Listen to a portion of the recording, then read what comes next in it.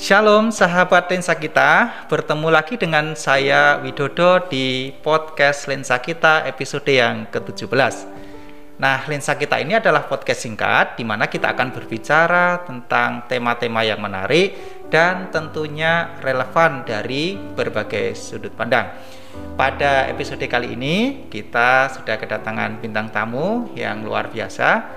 Beliau adalah seorang pendeta yang sudah terkenal bukan hanya di Solo, di Indonesia, bahkan sampai ke dunia dengan semangat perdamaian yang diusung, mengkampanyekan nilai-nilai perdamaian bagi semua umat. Langsung saja kita sambut beliau, Bapak Pendeta Paulus Hartono. Selamat datang Pak Paulus. Ya, terima kasih Pak Wid. Bagaimana Pak kabarnya? Selalu menjaga kesehatan. Tapi sebenarnya saya bukan pendeta luar biasa. Oh gitu ya Pak? Tapi biasa di luar. Oh biasa di luar. Karena pelayanannya pendeta tugas khusus itu biasa di luar gereja. Biasa di mana-mana, di daerah-daerah, bahkan di daerah bencana ya Pak ya? Ya. Oke.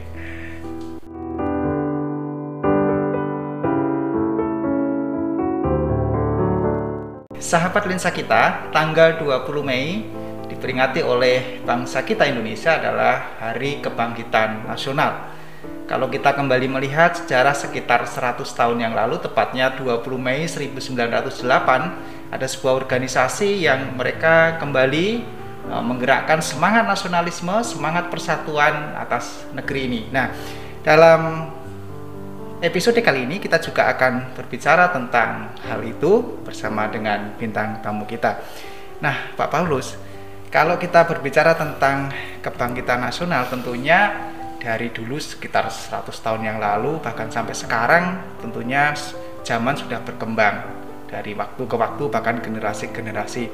Kalau menurut Pak Paulus melihat cita-cita awal dari para penggagas ini dalam konteks sekarang gimana Pak? Apakah masih dihidupi oleh bangsa kita?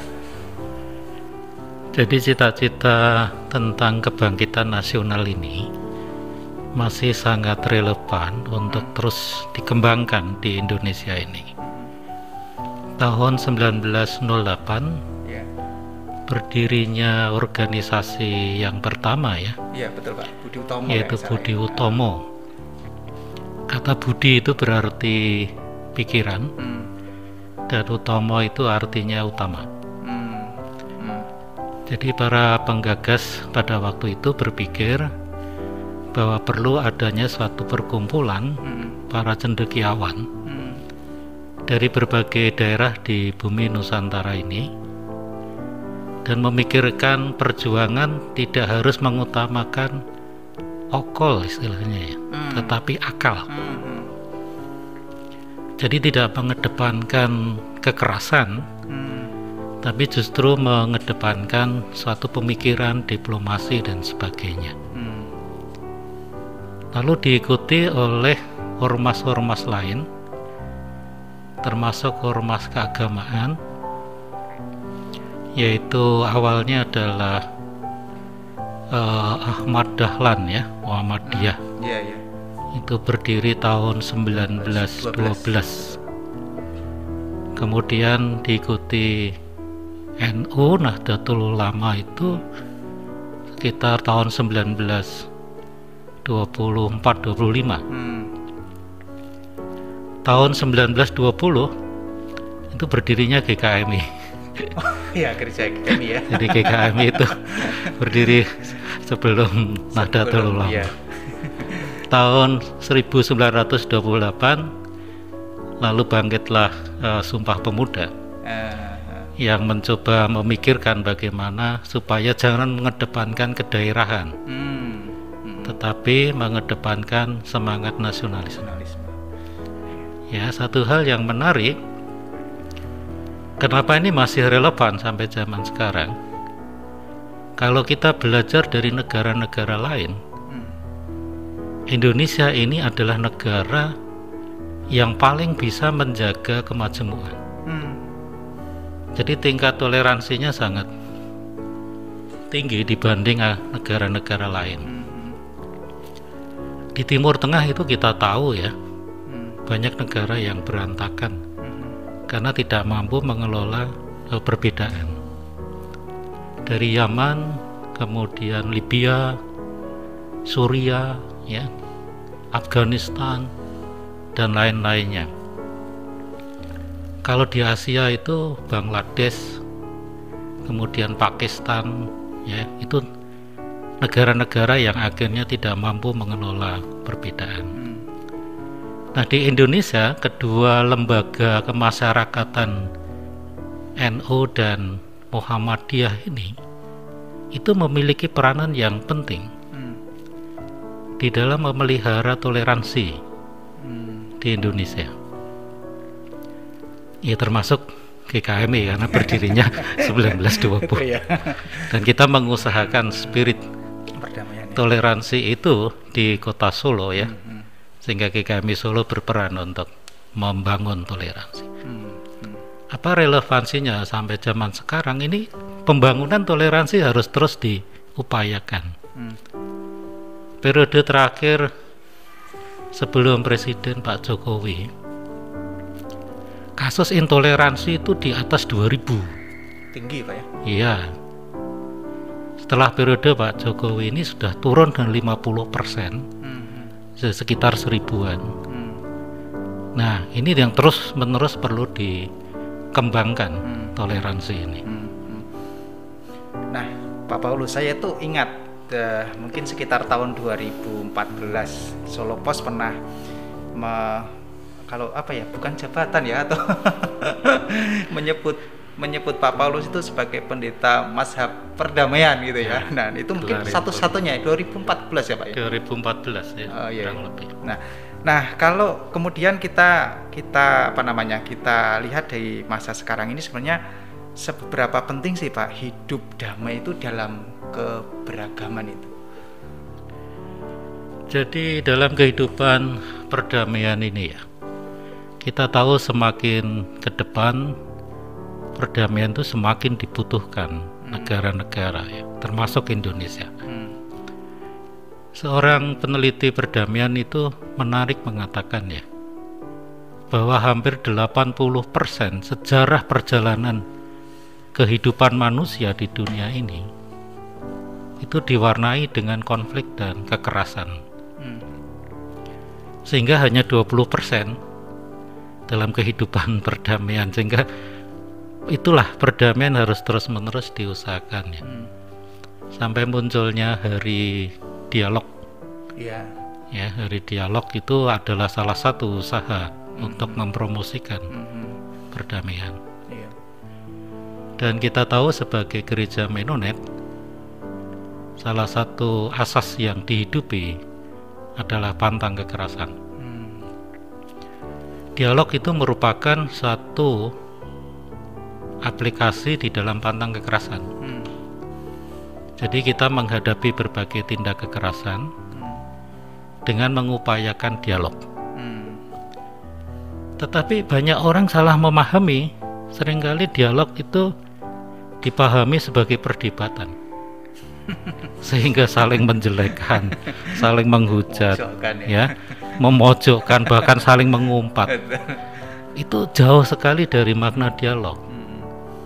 Dialog itu adalah saling klarifikasi, menjelaskan, memahami, sehingga menemukan titik-titik temu, bisa hidup bersama meskipun dari berbagai perbedaan. Itu, ya. Jadi dialog seperti inilah yang dikembangkan oleh Gereja Menonet di Indonesia, termasuk GKMI Solo. Dan kita telah mempelopori dialog itu di kota Solo yang sudah berjalan hampir 15 tahun. Ya, dan itu hasilnya bisa dirasakan, ya. Ya, kalau kita melihat apa yang disampaikan Pak Paulus tentang bagaimana kita kemudian menjembatani konflik-konflik yang terjadi dengan dialog, itu tentunya juga ditetapkan oleh PBB. Jadi tanggal 21 itu menjadi hari untuk berdialog, untuk menjembatani tentang perdamaian, dan ini sangat sejalan dengan asas-asas Menonet gitu ya, Pak, ya. Oke, luar biasa sekali.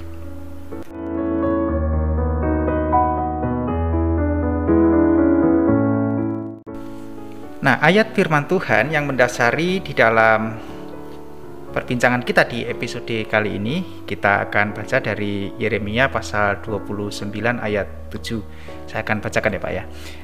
Yeremia pasal 29 ayat 7 demikian, usahakanlah kesejahteraan kota kemana kamu aku buang, dan berdoalah untuk kota itu kepada Tuhan, sebab kesejahteraannya adalah kesejahteraanmu. Nah, kalau kita melihat teks dari Yeremia ini, gimana Pak menurut Pak Paulus yang berkaitan dengan tadi yang sudah kita bicarakan di awal? Ya, jadi teks Yeremia ini berbicara tentang pada zaman pembuangan ya, umat Allah atau bangsa Israel pada waktu itu. Sebenarnya ayat ini kalau kita mengacu pada ajaran Tuhan Yesus, berikanlah kepada pemerintah apa yang wajib berikan pada pemerintah, dan berikanlah kepada Allah apa yang wajib kamu berikan kepada Allah. Jadi artinya bahwa kita tidak bisa hidup hanya di dalam satu kewarganegaraan. Artinya kita harus seimbang antara kehidupan rohani dan kehidupan jasmani kita, termasuk di dalam kehidupan kita kalau konteks zaman sekarang ya, bergereja dan kehidupan berbangsa itu harus seimbang ya. Jadi kita tidak bisa eksklusif hanya berpikir untuk gereja saja, tetapi tidak ambil peranan di dalam kehidupan bangsa, negara, dan masyarakat. Nah, sekarang kalau kita menghayati sebagai gereja Menonet, kita punya asas bahwa gereja Menonet itu memisahkan kekuasaan negara dan kekuasaan gereja. Artinya tidak boleh tercampur. Tetapi gereja, dia punya kewajiban untuk membangun ya, turut membangun kesejahteraan dan perdamaian di mana ditempatkan. Dan kita bersyukur sebagai anggota dari PGI GKMI ini, kita meletakkan pada dua asas dalam kehidupan bergereja dan berbangsa. Yang pertama itu adalah asas Alkitab. Itu untuk hidup bergereja. Alkitab adalah dasar dalam kehidupan orang percaya ya. Tapi asas yang kedua itu adalah Pancasila. Pancasila, Undang-Undang Dasar 45 dan Bhinneka Tunggal Ika untuk hidup dalam berbangsa dan bernegara. Nah, jadi kedua hal ini harus seimbang dengan tetap menjaga asas tadi ya, tidak boleh tercampur. Artinya tercampur itu begini, kalau saya sebagai pendeta Menonet punya jabatan gerejawi, kemudian saya mau menjadi anggota DPRD, berarti saya harus menanggalkan kependetaan saya. Tidak boleh tercampurkan, nanti akan terjadi konflik interest. Kita punya pengalaman ya, di tahun 2014, waktu saya ada pelayanan kemanusiaan di Trunyan, pemberdayaan masyarakat di sana, tiba-tiba mendapatkan telepon dari salah satu pengurus di salah satu gereja di Solo. Pak Paulus, gereja kami diserbu. Loh, diserbu siapa? Mereka katakan diserbu laskar. Jumlahnya lebih dari 200. Dan mereka menyegel gereja yang baru dibangun dan sudah punya IMB sebenarnya. Saya katakan, ya udah nanti saya kalau di Solo kita mediasi. Jadi ketika ada gereja menghadapi satu problem ini, teman-teman di Solo biasanya ingat pada GKMI. Nah, ketika di Solo, kemudian bersama dengan beberapa teman dari lintas agama, kami melakukan mediasi sampai 1 tahun itu. Dan ternyata akhirnya gereja itu diresmikan oleh wali kota ya. Meskipun pada waktu peresmian itu disediain itu ya, water cannon sampai 2 unit. Artinya bahwa kita tidak membela gedung gereja, tapi kita menempatkan pada aspek kehidupan berbangsa dan bernegara. Karena Pancasila itu melindungi untuk orang bebas menjalankan keyakinannya masing-masing.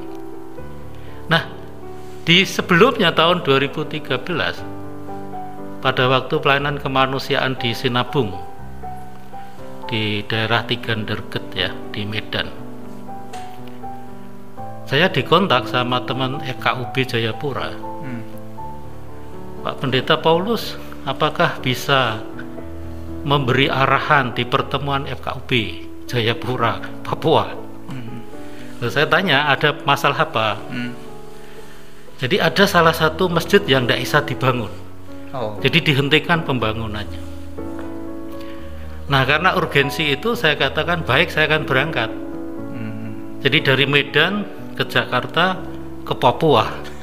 Jadi jauh sekali. Setelah paginya sampai di sana, acara dihadiri oleh lengkap ya, dihadiri oleh pejabat, oleh FKUB dan rekan-rekan dari Katolik, dari Protestan dan dari Muslim.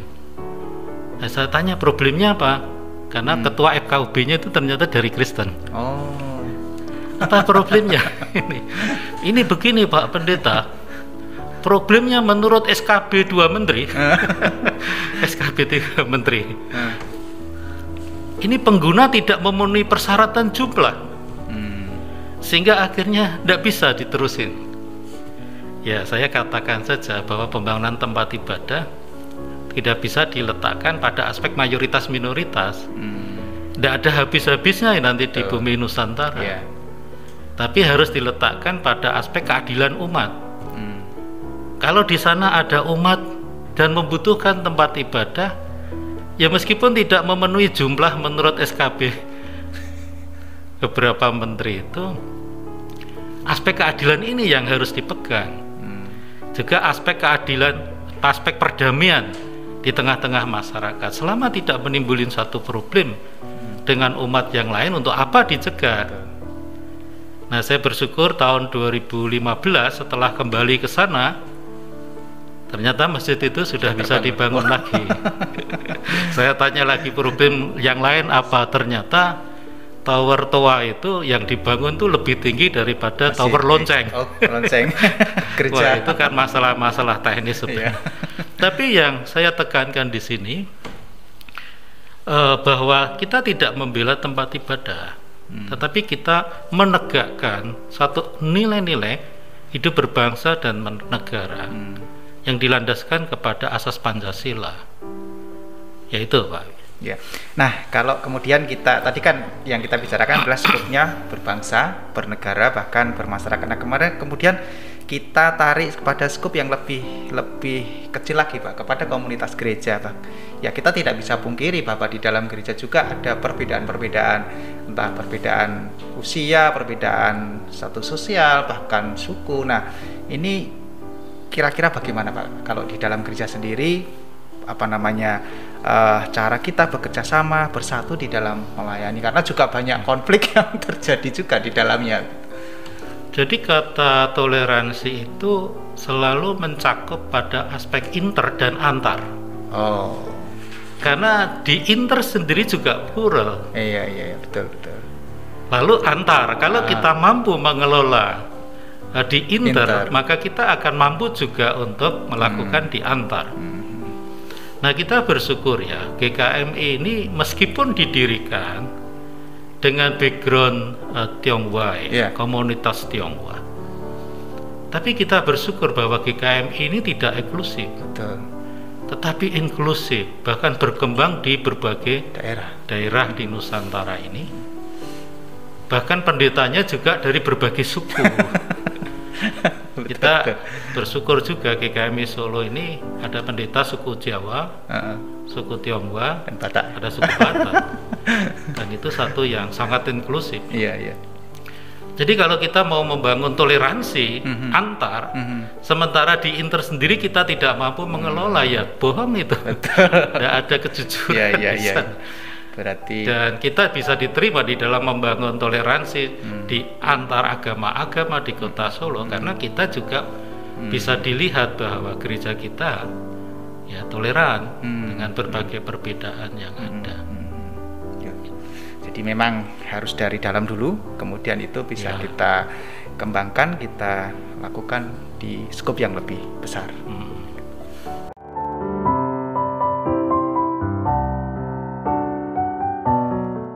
Nah, Pak Paulus, kalau kita berbicara tentang perdamaian di konteks negara kita, di daerah kita, di masyarakat kita, itu sangat menarik karena kita hidup dari berbagai suku, berbagai kepercayaan dan berbagai aliran yang berbeda-beda, dan itu tidak ada habis-habisnya kalau kita bicarakan, dan itu memang harus terus dihidupi dalam kehidupan kita.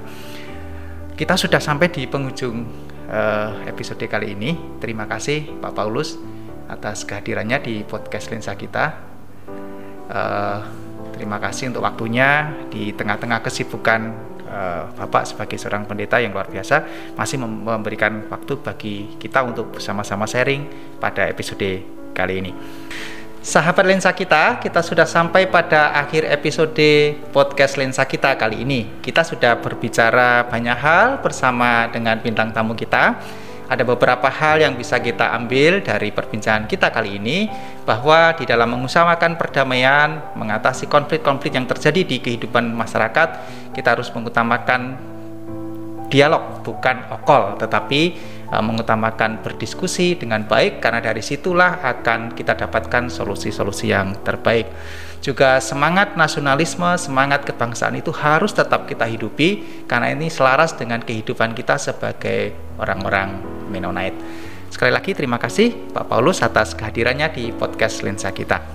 Jangan lupa sahabat Lensa kita untuk tetap menjaga kesehatan, pakai masker, terus kira-kira apa lagi ya Pak ya? Cuci tangan, jaga jarak, betul. Dan makan yang banyak. Makan yang banyak dan bergizi, lalu olahraga yang cukup, dan yang pasti tetap berdoa agar Tuhan tetap melindungi dan menjagai kita. Sampai jumpa di episode berikutnya. Tuhan Yesus memberkati.